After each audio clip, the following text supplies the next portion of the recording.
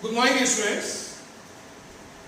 In today's lecture, we will talk about the last qualitative property, that is osmotic pressure.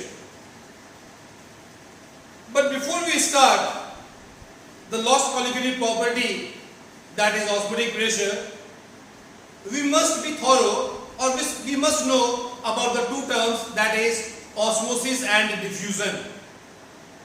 The concept of diffusion were introduced in class 9, and in class 9 you were explained about the diffusion, and the definition of diffusion was the movement of solute particles from the region of their higher concentration to lower concentration is called diffusion. Listen again. The movement of solute particles from the region of their higher concentration to lower concentration is called diffusion. Like, if an ink drop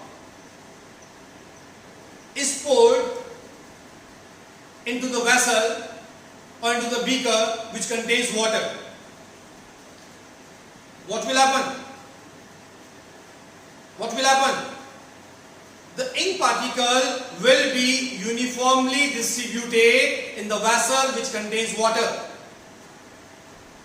and the process responsible here is called diffusion. The ink particles here can be treated as solute particles. So here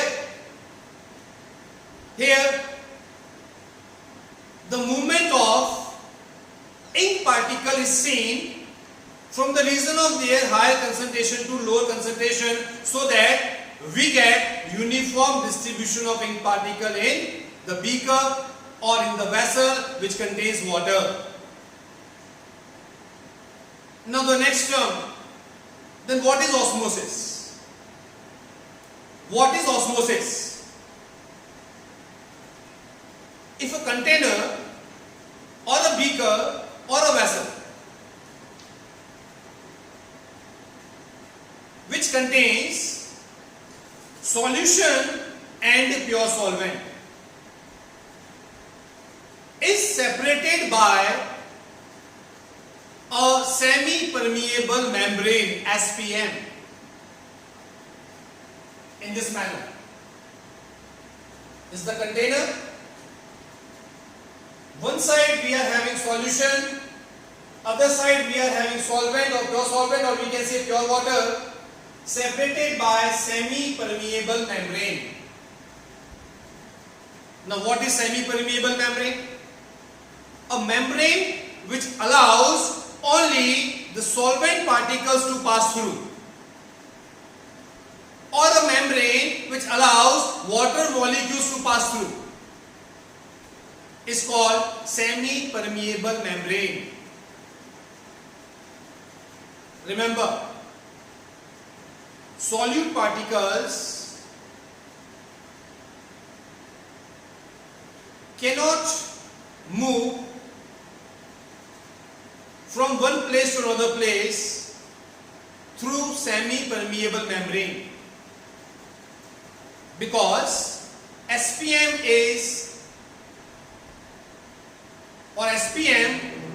never permits the movement of solute particles due to the size difference.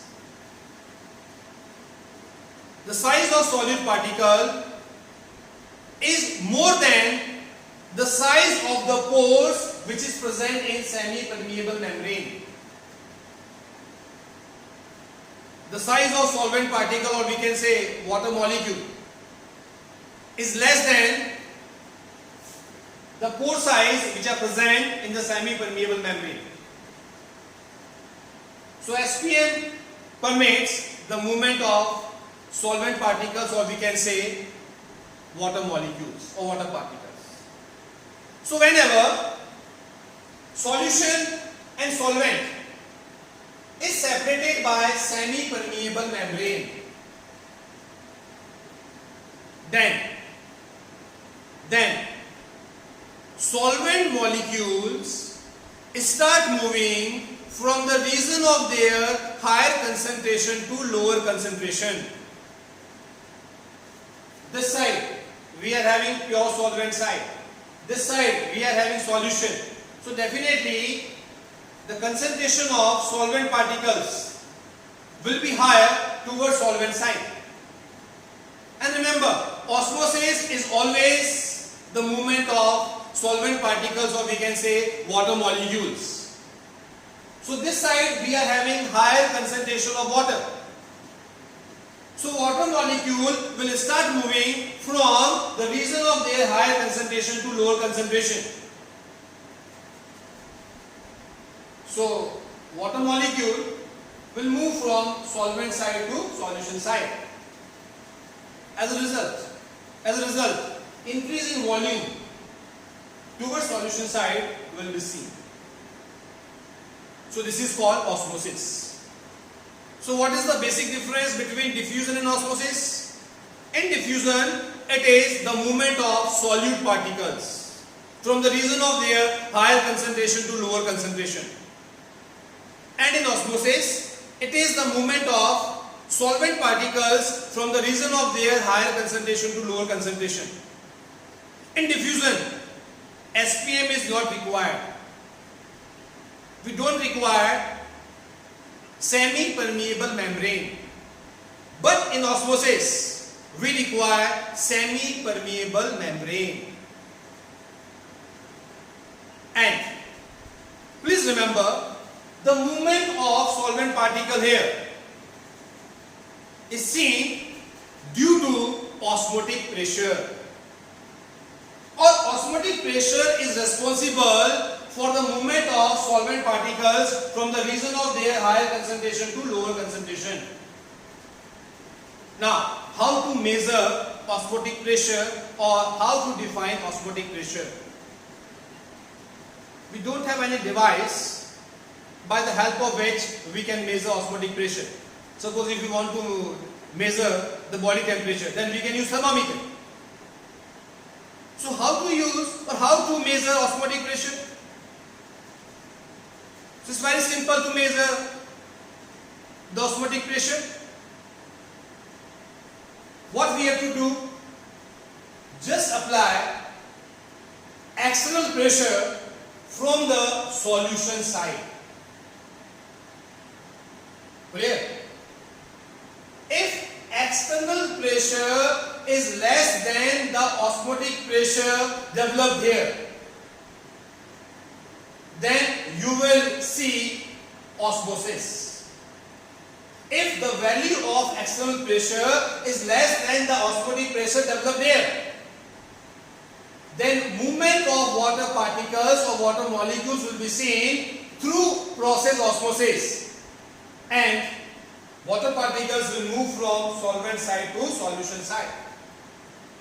But if the external pressure applied becomes equal to the osmotic pressure, then osmosis process will stop.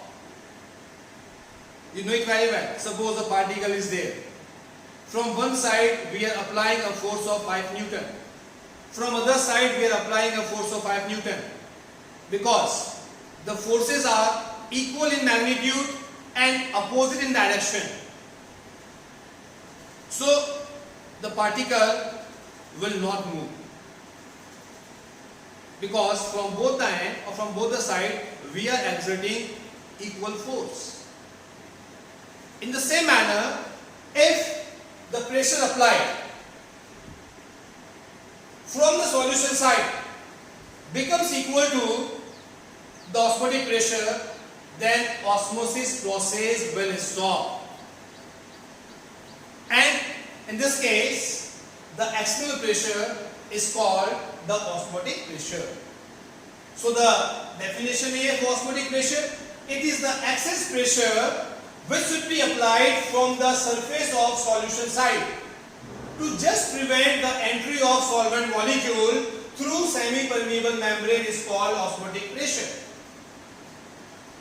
Now, what happens if the external pressure applied is more than the osmotic pressure, in that case reverse osmosis will take place. And what happens in reverse osmosis? The solvent particles or the water molecules start moving from solution side to solvent side, or we can say the water molecules start moving from the region of their lower concentration to higher concentration. This is called reverse osmosis, and by the process of reverse osmosis we can purify water. You have seen water purifier. In water purifier, through reverse osmosis process, purification of water is done, or we can also say desalination of water is done. We can also obtain pure water from seawater. What we have to do? One side just take seawater, other side is pure solvent. Apply the external pressure more than the osmotic pressure. Then water molecule will start moving from seawater to water side. So RO can be used for desalination of seawater also. So RO is not a device. RO is not a device. It's simply a process which is used in water purifier. Now, why osmotic pressure is a colligative property? So first you remember, osmotic pressure is represented by symbol pi. Pi is the notation used for osmotic pressure. It is observed that pi, that is osmotic pressure, is directly proportional to concentration of solution, or we can say molarity of solution, capital M. And we know it very well that molarity depends on number of moles of solute particle. It means we can say osmotic pressure also depends on number of moles of solute particles. Hence, it is a colligative property. The complete formula can be written as pi equals to CRT, where C is the concentration of solution, or we can say molarity of solution. R is a gas constant, and T is absolute temperature, or we can say temperature in Kelvin.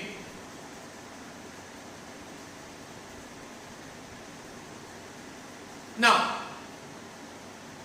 the next term about the isotonic solution. Iso stands for same, tonic stands for osmotic pressure.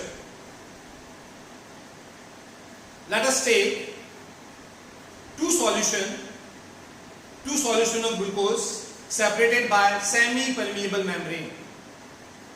One side it is 1 m glucose solution, other side also it is 1 m glucose solution. Since the concentration on both sides is same, so the osmotic pressure exerted by both the solution will be same. In that case, osmosis process will not take place, and the two solutions which are separated by SPM are called isotonic solution. So how to define isotonic solution? The solutions having same osmotic pressure are called isotonic solution. Take 1 m urea solution on one side, 1 m glucose solution on one side. On both the side, number of moles of solid particles are same, or we can say molarity is same. So osmotic pressure exerted by both the solution will remain same. Please remember, colligative properties depends on number of moles of solid particles, not on their nature. Here on one side we are having glucose solution, Other side we are having urea solution. Since the number of moles, or we can say molarity on both the sides is same, so pressure exerted or osmotic pressure exerted will be same, and osmosis process will not take place, and again the two solutions are called isotonic solution. That's all for today. Thank you.